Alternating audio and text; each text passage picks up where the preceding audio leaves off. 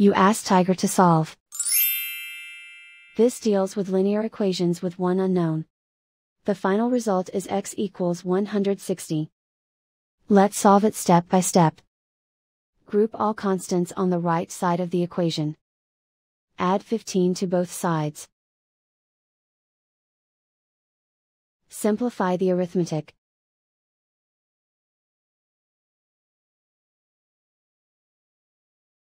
Isolate the x.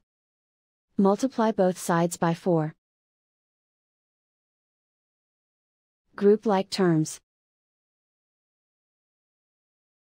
Multiply the coefficients. Simplify the fraction. Simplify the arithmetic. And so the final result is x equals 160.